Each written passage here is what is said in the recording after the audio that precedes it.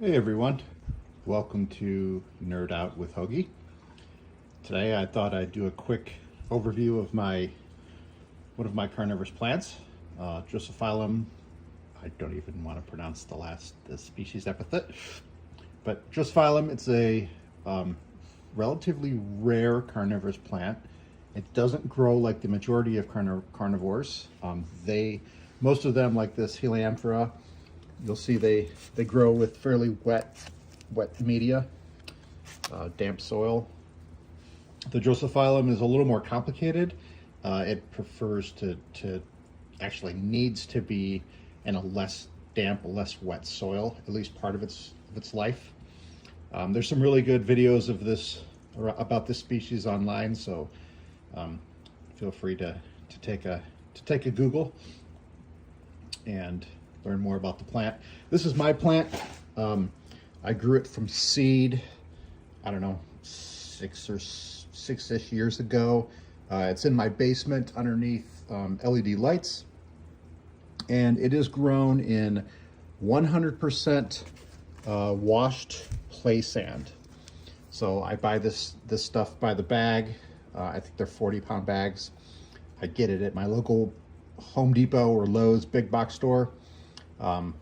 Wash it heavily with a garden hose, and that's what I use. I use that pretty much exclusively for my carnivorous plants, and for the Drosophyllum, that's all I use. There's no peat moss in here at all.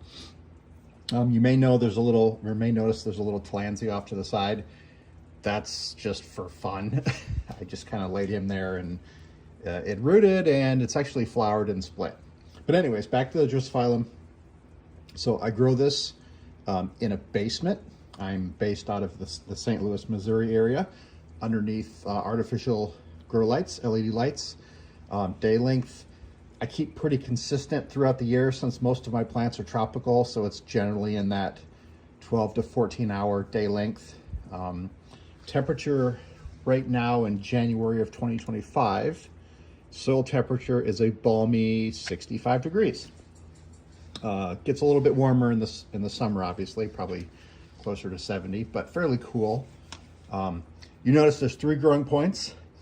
It's my understanding they generally do that after they flower.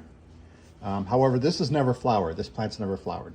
That's likely because of the consistent day length and cool conditions. I don't know. I've tried growing these outside in St. Louis, and I've managed to kill every one I've put outside. And so this is my prized possession for Drosophyllum, and I'm not gonna put it outside unless I have to. I do trim back the leaves as they kind of die, just make them look a little less ugly. Generally you see the whorls here. I don't know, there's maybe 15 leaves per whorl. It tends to stay about that many, and they expand, grow for a bit, and then senesce. I do feed this plant. I'm very frugal with my carnivorous plants, and so I literally use crush fish food. So what I will do is get my little bowl of fish food and a small paintbrush, like so. Get some of the goo from the dew from the tree, the plant. Pick up some fish food, and there we go. Drop it on. This is how I feed the majority of my carnivorous plants that I grow in the basement. In fact, it's literally the same brand of fish food, and it a little goes a long way. So you see it's getting pretty dewy.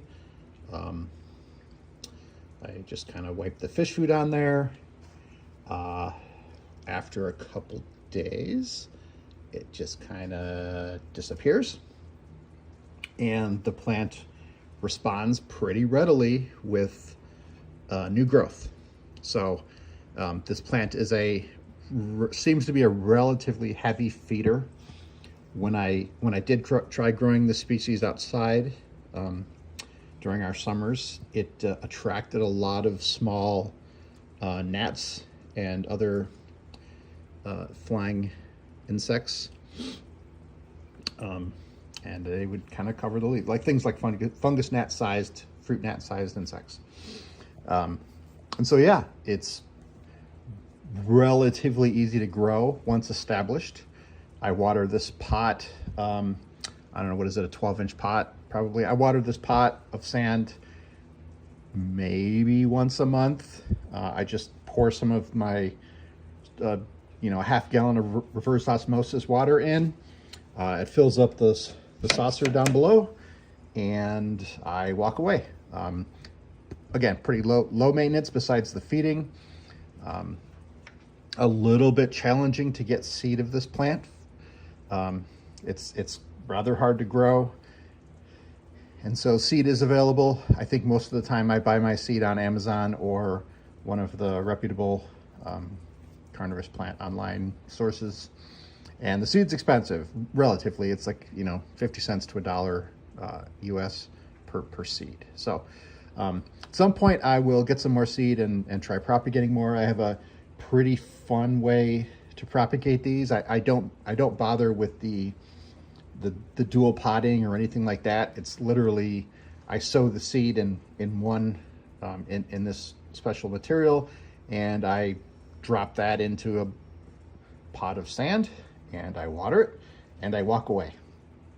And so as long as they stay relatively wet, at least to get established, this plant grows very quickly when it's young. So that's my Drosophyllum, and again, relatively easy to grow. At some point I will actually cover the grow lights.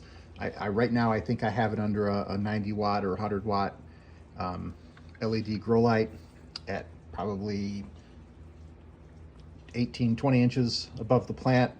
Same with my Helianthera and Drosera binata.